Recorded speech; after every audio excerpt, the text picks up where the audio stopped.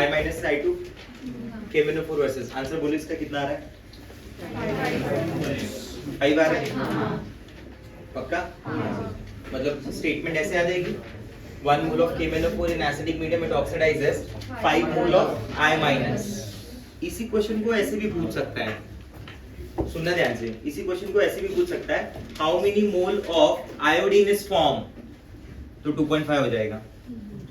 आपकी इक्वेशन ऐसी रही होगी 5I माइनस है ना, तो 5I माइनस तो 2.5 I2 हुआ ना। समझो दोनों स्टेटमेंट मैंने कैसे बोला। पहला स्टेटमेंट मैंने बोला it oxidises 5 mole of I minus, 5 mole of I minus will convert into I2 ना, but how many mole of I2? 2.5। तो क्वेश्चन दोनों तरीके से पूछेगा, उसके लैंग्वेज पे ध्यान देना, इंग्लिश पे, क्यों क्या बोल रहा है कि it oxidises how many mole of I minus या फिर it form how many mole of iodine. If question is how many mole of iodine तो 2.5 हो गया, और question is how many mole of I minus is oxidise तो 5 हो गया। समझ गए बात को? ठीक है, चलो Sn+2 का कितना है? 2.5। ठीक है, स्टेटमेंट क्या हो गई सीधी सीधी 1 mole of KMnO4 in acidic medium it oxidizes 2.5 mole of Sn+2 ion and how many mole of Sn+4 is formed? 2.5, क्योंकि दोनों तरफ का फैक्टर सेम है ना। मैंने क्या बोला था कि valency factor is something which is defined separately for each reactant and product. हर एक रिएक्टेंट हर एक प्रोडक्ट के लिए सेपरेटली डिफाइन होता है, वो सेम हो जाए आपस में इज जस्ट अ कोइंसिडेंस। मैं नहीं बोलूंगा कि वो सेम ही रहेगा हमेशा। जैसे मैंने आपको ऐसा बोला था कि हाँ नंबर ऑफ मोल्स के केस में कि नंबर ऑफ मोल्स का रिएक्टेंट का रेशियो आपस में सेम भी हो सकता है और नहीं भी हो सकता है, समझा? तो स्टेटमेंट मैटर करती है ना, आप किस हिसाब से बोलते हो। How many mole of C2O4 -2, what the valency factor for C2O4 -2? 2 आ जाएगा। Your oxalate में कार्बन इज फाउंड इन +3 ना, in carbon dioxide it is found in +4। Change कितने का है? 1 कितना 2 × 1 2 ना, ठीक है। तो आंसर कितना आ रहा है? N1VF1 = N2VF2 कितना? 2.5। Sure? Yes. And how many mole of carbon dioxide gas is formed? How many mole of carbon dioxide gas is formed? How many mole of carbon dioxide gas is formed from oxalate ion? 2 moles। अगर ऐसा question बन गया तो valency factor उल्टा निकालना पड़ेगा, CO2 से C2O4 का। ये देख, ये क्या था? +4, ये क्या था? +3, +4 चेंजेस टू बराबर फैक्टर कितने का आ रहा है? बराबर फैक्टर कितने का आ रहा है? 1। मैं बोलूंगा कि चेंज कितने का है? How many atom? 1। इसमें और एटम कंसीडर मत करना, तो 1 × 1 क्या हो गया? 1 हो गया। क्लियर हो रहा है बात? इसका वैलेंसी फैक्टर क्या बन गया? 1। और सामने के ये कितना दिया हुआ है? How many mole of KMnO4 minus कितना दिया हुआ है? 1 दिया हुआ है। ये तुमने कितना बोला? कितना बन रहा है? 2.5। तो इसका तो डबल बनेगा ना उधर। तुम 2 और 1 क्यों बोल रहे थे?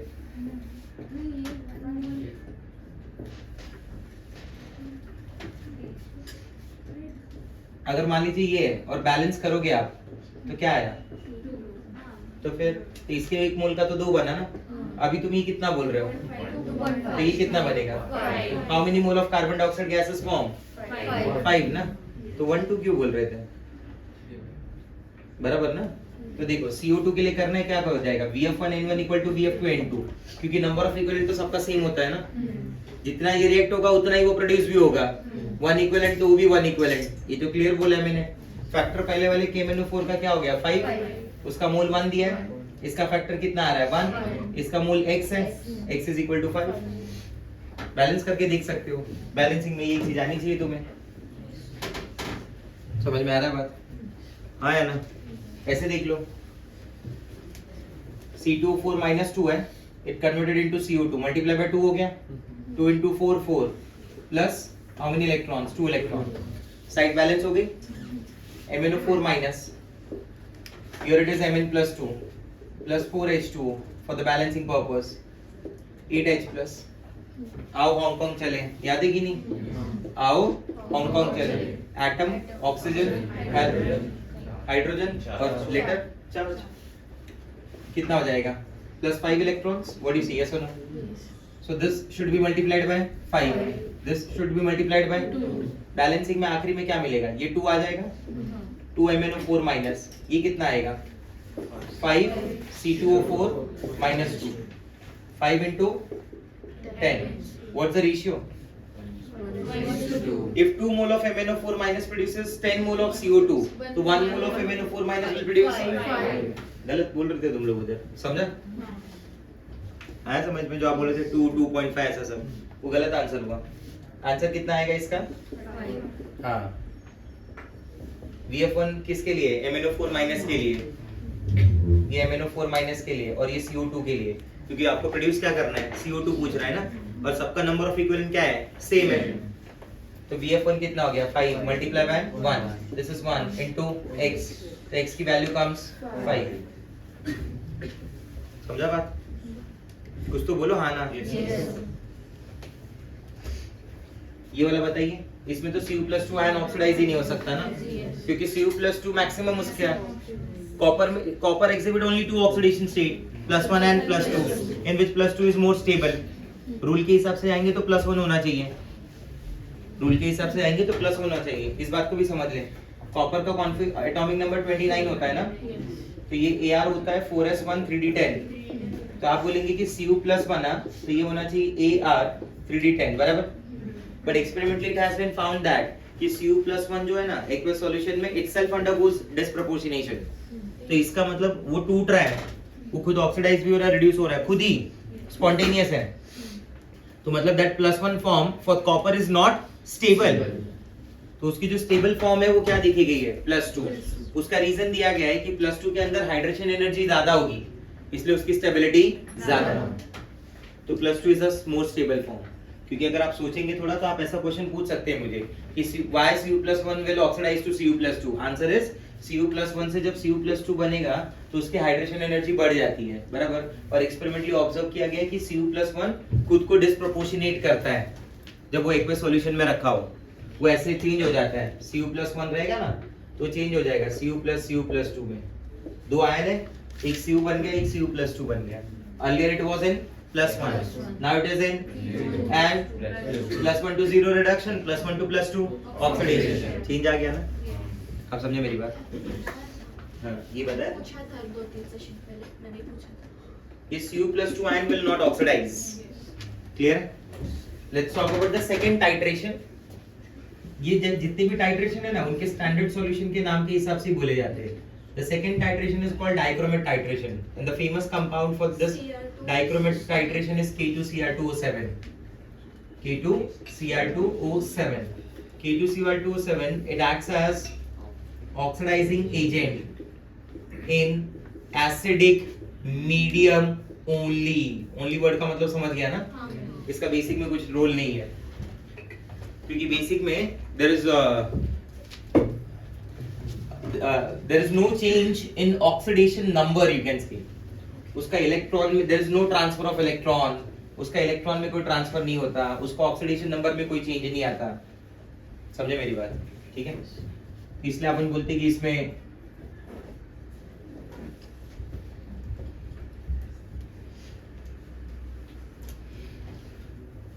K2Cr2O7 जो है उसका सिर्फ एसिडिक मीडियम में रिएक्शन है.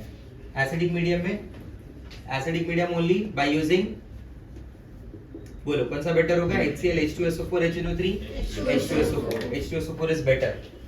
तो why only H2SO4 is used? Why not HCl and HNO3? ये क्वेश्चन मत किया. ऐसे जो क्वेश्चंस होते हैं ना, ये क्वेश्चंस आपके माइंड में बहुत सारी बातों को क्लियरिटी देते हैं. तो आपका जो थिंकिंग एबिलिटी है ना वो और बढ़ता है. जैसे थियरी क्वेश्चंस होते हैं ना गिव रीजन टाइप के, वो तभी सॉल्व हो सकते हैं जब आपने कॉन्सेप्ट अच्छे से समझाओ. ठीक है. जैसे मेरे पास है Cr2O7-2. In acidic medium that Cr2O7-2 it changes itself to Cr+3 ion. In acidic medium that Cr2O7-2 it changes itself to Cr+3 ion. Tell me the number of chromium. 2. Shall I multiply it by 2? Yes. How many oxygen? 7. For the balancing purpose 7 water is needed. 7 into 2 how many hydrogen? 14. तो मैं इसको 14 कर दूंगा. आपको ऐसा डरने की जरूरत नहीं कि पहले से H+ दिया है. आप अपने हिसाब से सॉल्व करते जाओ, H+ वाटर सब बैलेंस होके आएगा. ठीक है. What's the total charge? Plus 6. Here it is. Plus 1 into 14. Plus 14. Plus 14 minus 2. Plus 12. या तो 6 को 12 या तो 12 को 6. क्या पॉसिबिलिटी है? By adding 6 electron to that side. Yes or no guys? क्योंकि इलेक्ट्रॉन का चार्ज -1 है ना, तो नंबर कम ही होगा. तो what is the valency factor for this? 6. Can I write? The equivalent mass of dichromate ion should be equal to the molar mass divided by 6. Yes. Equivalent mass of dichromate ion is equal to molar mass divided by 6. ठीक है. It oxidizes many compound ions. It oxidizes Fe+2 to Fe+3. बराबर, काफी सारे oxidise करता है. खाली K2Cr27 में मैं एक लिखना भूल गया था. H2O2 से O2 ये लिस्ट में ऐड कर देना. अभी ऐड कर दूं. KMnO4 की केस में, सॉरी, KMnO4 में एक नया ऐड करते हैं. H2O2 to O2. बराबर, put it in box and 1 star. Box में पुट करके 1 स्टार देते हैं. स्पेशल है थोड़ा, क्योंकि K2Cr27 cannot oxidize H2O2. Listen, K2Cr27 cannot oxidize H2O2. K2Cr27 H2O2 को ऑक्सीडाइज नहीं कर सकता है. आप समझ रहे हो मैं क्या बोलना चाहता हूँ कि K2Cr27 किसको ऑक्सीडाइज नहीं कर सकता? H2O2. मतलब H2O2 शायद उससे बेटर ऑक्सीडाइजिंग एजेंट है. If you compare KMnO4 with K2Cr27, KMnO4 is better oxidizing agent. KMnO4 is better oxidizing agent. उसके कई सारे रीजन है. पहला reason, KMnO4 is used in all type of medium. Can be used in all type of medium, acidic, basic, neutral. Where K2Cr27 is used only in acidic medium. Point number 2. KMnO4 में per atom there is exchange of maximum 5 electron. Mn. एक अकेला Mn. इधर तो 6 है sir. अरे उस molecule में, dichromate ion के मॉलिक्यूल में 2 क्रोमियम है. एक क्रोमियम +6 से +3 जा रहा है. मॉलिक्यूल में 2 क्रोमियम है, इसलिए वो क्या बन रहा है? 6 आ रहा है. वरना एक के लिए तो 3 ही है ना. तो KMnO4 ज्यादा बेटर ऑक्सीडाइजिंग एजेंट है. लिस्ट के हिसाब से अगर जाएंगे ना आप, तो ये बात तो एकदम क्लियर है कि KMnO4 is better oxidising agent than K2Cr27. और इन्हीं दोनों के बीच में रख लेना है H2O2 को, जो KMnO4 से बेटर नहीं है बट K2Cr27 से बेटर है. That is the reason you can say KMnO4 it oxidizes H2O2 but K2Cr27 उसको ऑक्सीडाइज नहीं कर पाता. ठीक है. तो बाकी ऑलमोस्ट सारी चीजें एज इट इज है ऑक्सीडेशन के लिए. है समझ में? क्लियर? क्वेश्चन ऐसा पूछा जाएगा, how many mole of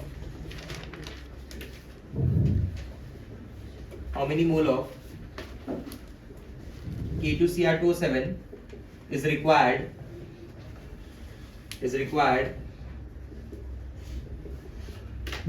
in acidic medium for the oxidation of 1 mole of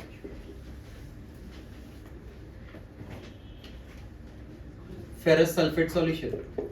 For the oxidation of 1 mole of ferrous sulfate solution. अब सबसे पहले सोच लो फेरस सल्फेट क्या है, पहले वो लिख लो और उसको ना प्रॉपर्ली ऑब्जर्व करो एकदम. फेरस सल्फेट में कैटायन एनायन क्या है? Fe is found in Fe+2 and that sulfate is found in SO4-. In that sulfur is in its maximum oxidation number +6. उस further oxidation is not possible. ये देखना बहुत जरूरी है. कभी कभी उस मॉलिक्यूल के अंदर जो दोनों आयंस हैं, कैटायन एनायन, शायद दोनों ऑक्सीडाइज हो सकते हैं. ये नोटिस करना, ये भी पॉसिबिलिटी बनती है. आप समझे मेरी बात? ये भी ऑक्सीडाइज हो सकता है और ये भी ऑक्सीडाइज हो सकता है. नहीं समझा मैंने क्या बोला? ये भी ऑक्सीडाइज हो सकता है और ये भी हो सकता है. इसका तो ऑक्सीडेशन नहीं हो रहा है. आप समझे मैं क्या बोलना चाहता हूँ? ठीक है. तो सिर्फ ऑक्सीडाइज कौन हुआ मान लीजिए, ये तो नहीं होगा, तो Fe+2 ऑक्सीडाइज होगा and that changes to, ये पता होना जरूरी है. So in this case the factor is 1. Titration किसके बीच की हो गई? Cr27-2 versus Fe+2. Vf1n1 equal to Vf2n2. For this valency factor कितना हो जाएगा? 3 into 2 6. n1 is not mentioned ना, पूछा है ना उसने तो अपने को. is equal to Vf2 क्या हो जाएगा? 1 into 1. ये कितना होगा? 1 into 1. हाँ मतलब ये 1 हो गया ना. और नंबर ऑफ मोल्स कितना दिया इसका? 1. तो x is equal to क्या आ जाएगा? 1/6. अब समझे बात कि how many mole of K2Cr27 required in acidic medium for the oxidation of 1 mole of ferrous sulphate 1/6 mole. Question को उल्टा घुमा रहा हूं। How many mole of ferrous sulphate ion get oxidised by 1 mole of K2Cr27 in acidic medium 6। उल्टा घूम गया ना, आपको समझा मैंने क्या बोला? ठीक है। क्वेश्चन मान लो ऐसा पूछा, how many mole of K2Cr27 is required for oxidation of 1 mole of cuprous sulfide? This compound is called cuprous sulfide. Cu plus 1 is cuprous and Cu plus 2 is cupric. Less as अधिक इक 1 mole of Cu2s। तो Cu2s को पहले देख लो, समझ लो। Cu2s में Cu is found in +1 ना, and sulfur is found in -2. +1 changes to +2 during oxidation, and metallic sulfide का sulfide changes to sulfate। लिख के दिया है, तो ये देखना जरूरी है। डिफरेंस समझा क्यों देख रहा हूँ? कंफ्यूज कर देगा नहीं तो। इधर दोनों ऑक्सीडाइज हो सकता है, इसकी जगह अगर सल्फेट होता क्यूप्रस सल्फेट तो कुछ भी ऑक्सीडाइज नहीं होता। सॉरी, क्यूप्रस सल्फेट अगर होता, ऐसा बनेगा नहीं, बट क्यूप्रस सल्फेट है मान लो, ठीक है, तो उसमें Cu प्लस ही ऑक्सीडाइज होगा। बट अगर नॉर्मल कॉपर सल्फेट है CuSO4 तो no one will oxidise because that Cu is found in +2 और सल्फेट तो एज इट इज है ना। नहीं समझे मेरी बात? सल्फेट में तो कोई अनायन ऑक्सीडाइज ही नहीं हो रहा है, वो तो तुम सीधा सीधा समझ चुके हो। अब इसको ऐसे सोचना है, इसका वैलेंसी फैक्टर निकालना जरूरी है। Cu2s क्या हो जाएगा? Cu plus 2 plus SO4 minus 2 plus 1 changes to factor कितने से चेंज हुआ? 1। Tell me the number of atom 2, so 2 into 1, इसका फैक्टर ये हो गया। दूसरे का क्या है? -2 changes to +6, -2 से +6 बनेगा ना। कितने का चेंज आया? 8 का, बराबर? हाँ बोलो, क्या बोल रहे थे? -2 से +6 हुआ ना, 8 चेंज कितने का आया? 8 का, और एटम कितने? 1, तो फैक्टर कितने हो गया? 10। कल एक बार ये सल्फाइड जो है, मेटालिक सल्फाइड है ना, हाँ, it will change to SO2। Please make a correction, it will change to SO2। इसको SO2 कर दीजिए वहां पे। K2Cr27 है ना, सल्फाइड को SO2 बना दीजिए। That S-2 changes to SO2। K2Cr27 है तुम्हारे पास, तुमने वहां पे SO4 -2 लिखा है ना, हाँ SO2। कभी भूल गए गलती से मेरी तरह तो ऐसे याद आ जाएगा, जैसे जिंक सल्फाइड है, जब इसको ऑक्सीडाइज करते हैं तो ये बनाता है zinc oxide plus sulphur dioxide. तो ये जो सल्फाइड होती है ना, ऑक्सीडेशन पे हमेशा सल्फर डाइऑक्साइड ही बनाती है। SO2 कर दीजिए। चेंज कितने का आ रहा है देख लीजिए वापस से। प्लस -2 से क्या बन रहा है? +4। आपने एक जगह ऐसा लिखा हुआ है S-2, हाँ, उसके आगे आपने लिखा है SO4 -2, cancel it, right on SO2, cancel करके उसको SO2 लिख देना, बात खत्म। डन? आ जाओ, ये क्या हो जाएगा देखो, unit is found in -2 changes to +4। -2 से जब +4 में चेंज होगा तो चेंज कितने का आया? 6 का आया ना, तो 6 मल्टीप्लाइड बाय 1, तो ये 6 हो गया, ये 2 हो गया, फैक्टर टोटल फैक्टर कितने का हो गया? 8। VF1N1 इक्वल टू VF2N2, ये K2Cr27 के लिए। VF1 कितना है उसका? 6। मोल पता है? नहीं। VF2 कितना है उसका? 8 multiply by number of moles 1, बराबर? तो x क्या हो जाएगा? 8/6 ना, 8/6 क्या हो गया? 4/3, 1.33 ना, मतलब 1.33 मोल of K2Cr27 is required for oxidation of KMnO4 के साथ लेवल 1 क्वेश्चन दिए थे। अब उसको थोड़ा सा अपग्रेड कर दिया K2Cr27 के साथ। पैटर्न तो दोनों में सेम ही है, आया समझ में? क्लियर हो रहा है पॉइंट? ठीक है, कॉपी करो।